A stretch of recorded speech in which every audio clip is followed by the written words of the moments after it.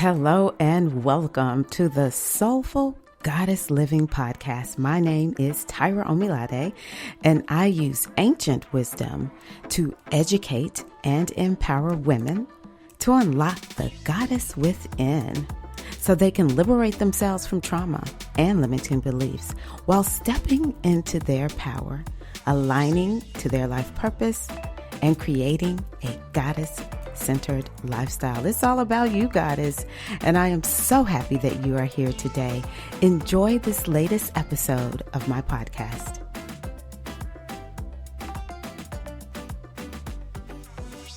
Greetings, Goddess Body, Mind, Spirit community. This is Tyra Omilade, your goddess guru, your sister friend, and I love helping women align with their life purpose using the power of ancient wisdom and the goddess-centered lifestyle. Today, I'm going to give you part 3 to Journey to the Sacred Feminine Priesthood.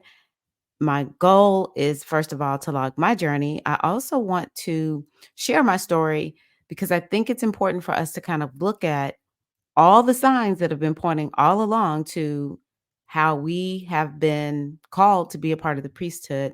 It's just a part of our destiny for those who feel that call. So I want you to start seeing how the signs are there. Just go on ahead and accept it, sister. And then lastly, other people just may be interested in my story. So the last recording I made, there was an internet outage. Thank you, Mercury conjunct Uranus on the day of this recording. And so I just listened to see where did I end, and I'm just going to pick up from where I ended in that last recording. So the last recording, I talked about how I just started having a lot of new experiences in my 20s. And a major life event that happened is outside of getting married. I got married. That was significant. Is that my mother died, uh, and how it really made me like, I've got to answer this call. It was like, wow, no filter. Got to answer the call.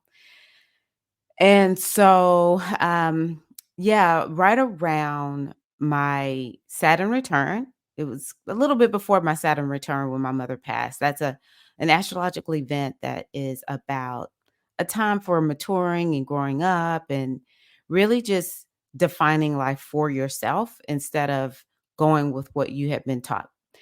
And so right around that time, um, I just began to venture into dancing in this African dance community. I got my first reading. I talked about that in the last recording. And yeah, I was just getting more and more disgruntled with the church. And then I ended up getting pregnant with my first son at 30. Well, I was 29, almost 30. And that really also began to kind of turn things, take me in a whole new direction. You know, women experience the sacred feminine mysteries on the regular. We just don't understand it. You know, to be born into a feminine body, you're automatically experiencing the sacred feminine mysteries of the universe just to be a woman. Things like your period starting, sacred feminine mysteries. And to be able to conceive a baby, sacred feminine mysteries. Carry a baby, sacred feminine mysteries. Deliver a baby, sacred feminine mysteries. So this leaning that I had to women's empowerment and loving being a woman and just all things women. It just really, once I got pregnant and then had my son and I nursed him and just got really into motherhood, it just really began to take me even further. It was like this deeper call to the point where I even stopped going to church. For about 2 years, I didn't go to church. And I was just kind of confused. This was a little bit of a challenging time in my marriage because my husband was actually getting deeper into Christianity because he had been resisting a call to become a preacher. So right around the same time, we have this awakening, him to being a preacher, and I'm continuing this awakening. And, I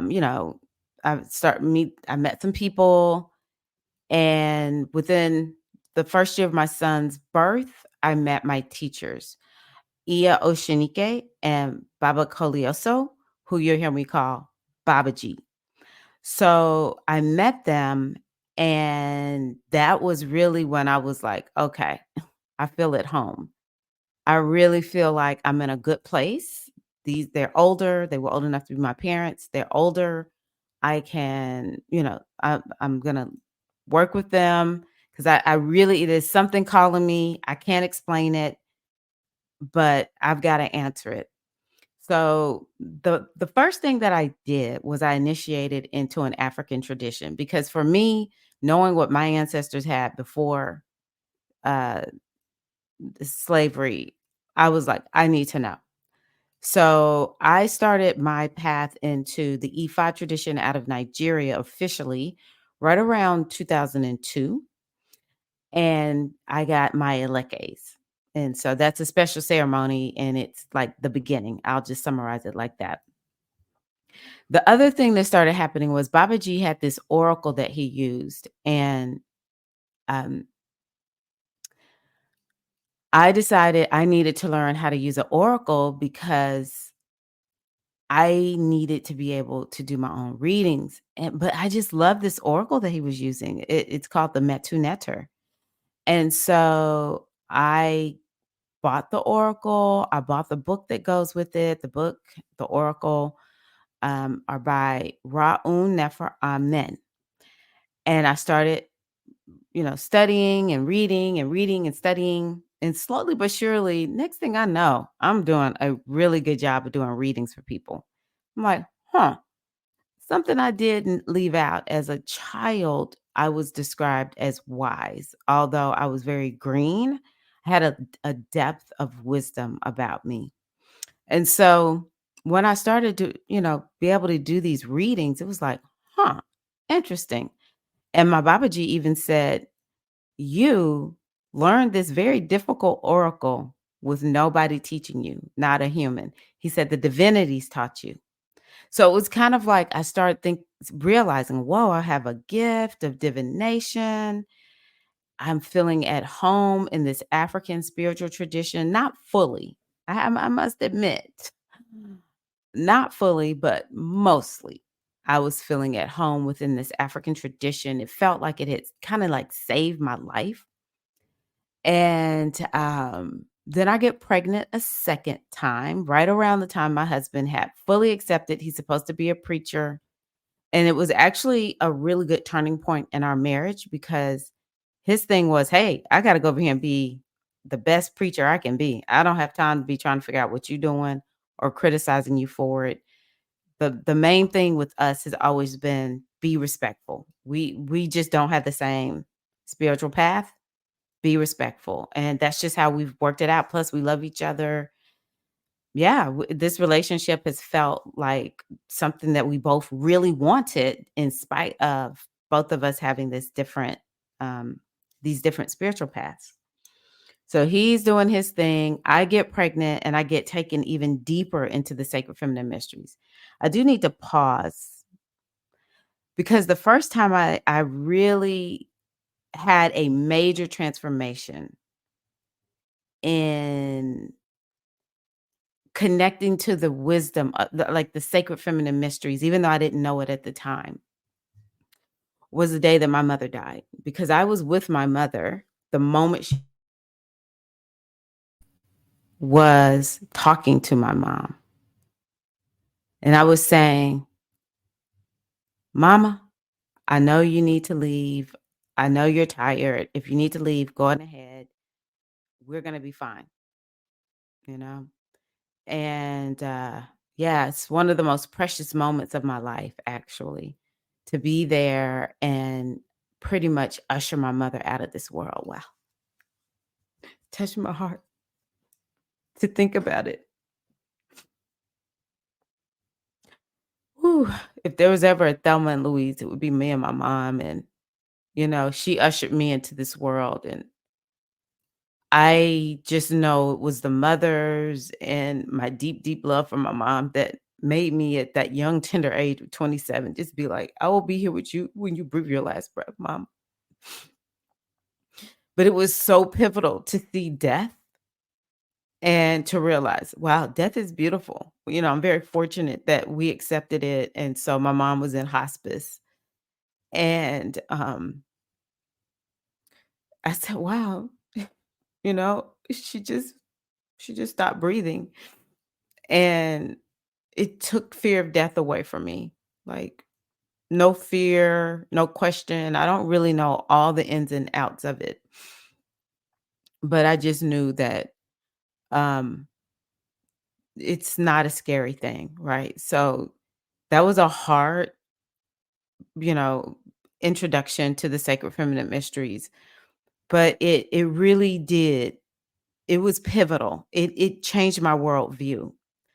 And so fast forward to my second son being born. Now my first son, it was like one of the most beautiful experiences of my life. I was able to labor in water. I was all natural, which is what I wanted. And it was definitely a baptism. It was a baptism into the Orisha that I am ruled by, which is the mother Orisha, and helping me to really embody her energy, but like literally through being a mom and nursing my son. And it was actually when I began to realize I am really effed up. I'm super traumatized and I need to get myself healed up, right? Because I was like, I have I back in the day, and this is only 2000, okay? I'm not even talking back in the last millennium.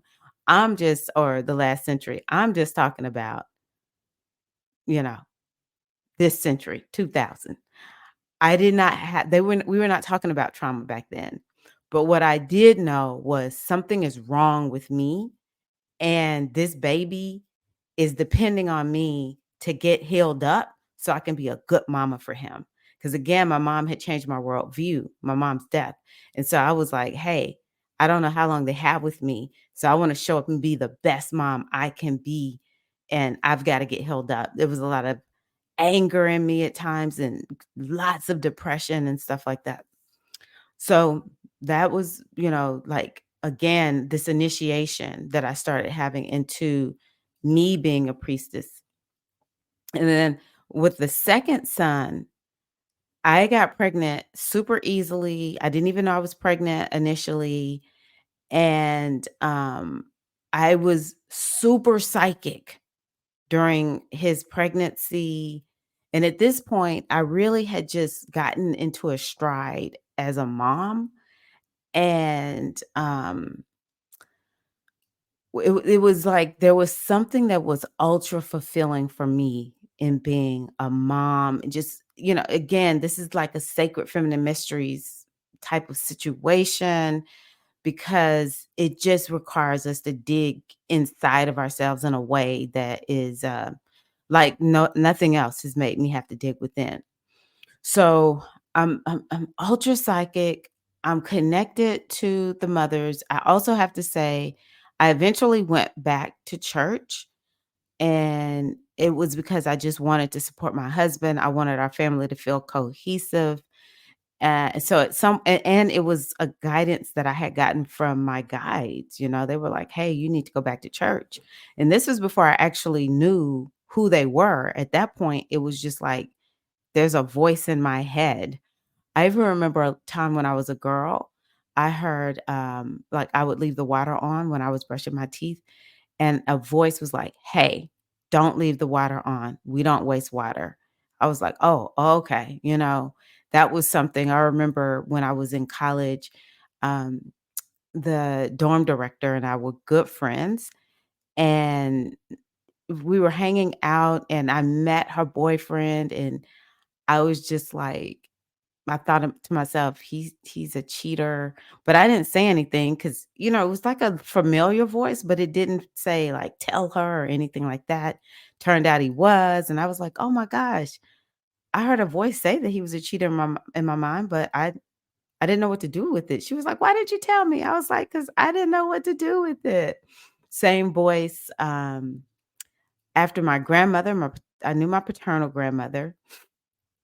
I was about 16 years old, and I heard your grandmother's getting ready to die. It was me, mama, and grandmama, and we were getting ready to go to a family reunion. And this was at Thanksgiving. And I just said, oh, okay. And by January the next year, grandmother had gone on to the other side. So, yeah, it was that part of myself that really opened up with my second son. And so after I had him, I don't know what it was. I was probably reaching out to my godmother, and she was just like, "Hey," um, essentially, she was just kind of like, "I think that this program that I have for you, this initiation, would be good for you." And I thought, you know what? I'm just gonna go for it. And so, yeah, I start the process. About a month later, there was a lady who had just finished. Her name is Joy, and so Joy had finished the initiation, and I was there with a friend of mine, at her it's like this celebration, it's called the Great Mother Celebration, to celebrate her finishing, and yeah, so it was like, "Yeah, you should come."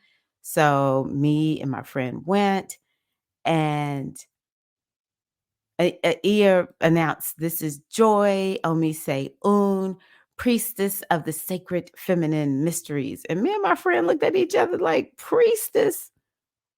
What? Priestess initiation?" I was like, "She didn't tell us we were in a priestess initiation. What in the world is going on?" I didn't know it was gonna be a priestess. Oh my gosh, it's like we are both having a meltdown. Like, she did not mention the word priestess one time when she was taking us through the orientation, nothing. Oh my gosh, the terror that I felt, like, what? What is my husband gonna think? What is my family gonna think?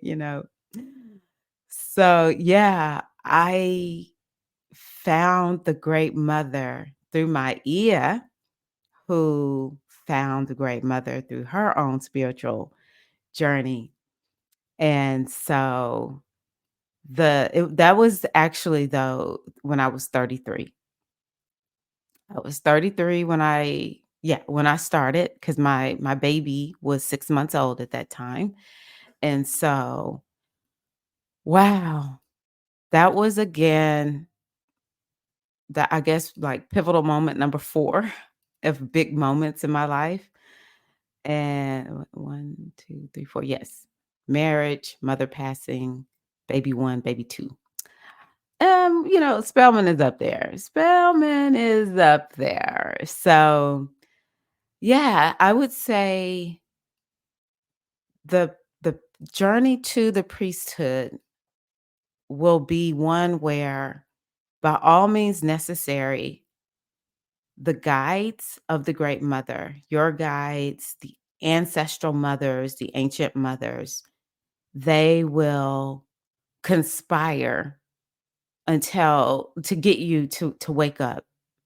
So they will conspire to get you in touch with the right people.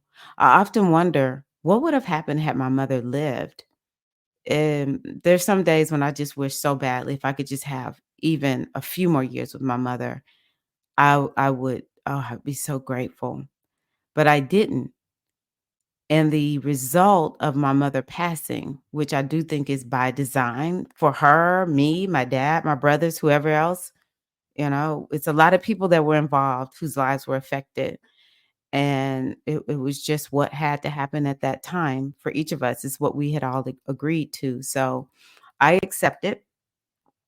And part of that for me was, I remember after my mom died, it became so stark to me how much I depended on my mom for all kinds of support. Like, if I have a problem, folks be like, "Talk to God." Are you kidding me? I'm calling mama, baby. Oh, I just loved hugging my mom and talking to my mom and just everything. And of course, when she was sick, it was like cherishing every moment. And after she passed, I was like, okay, I didn't realize how much I talked to mom before I talked to God. I just watch young women or, some of my friends, uh, my contemporaries, people who are my age, and I'm like, their life actually, just because their mama's here, doesn't look like their life is that much better than mine. It's certain things that they have that I will never have. My mother never saw my kids, my brother's kids, nothing. It's certain things they don't have, but it's certain things that I'm like, huh, relationships with moms can be really complex into adulthood. Interesting. So, I really do think that that is part of the design in my life that catapulted me into firmly getting on this path, sooner than later. And that's just how it is. Your soul will be conspiring with the great mother, and,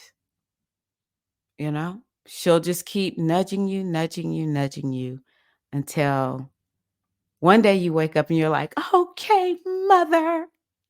Here I am. I say yes. Okay, so I'm going to go ahead and end this one. So thank you for being here. In the next one, I already know I'm going to talk about when the initiatory process and what that was like. And yeah, so join me, dive a little bit deeper into my little priestess world. All right. Thank you so much. I appreciate you. And yeah, let's connect in the next recording. Peace. Hey, Queen. Thank you so much for listening. Be sure to like this episode and hit that subscribe button so that you are notified of all my new releases. Also, be sure to follow me on YouTube and Instagram and download my Goddess Mini Toolkit, which has all the tools to support you right away in your goddess-centered lifestyle. You'll see all the details right there in the description box. Hey, you have a wonderful day. Be well, sister.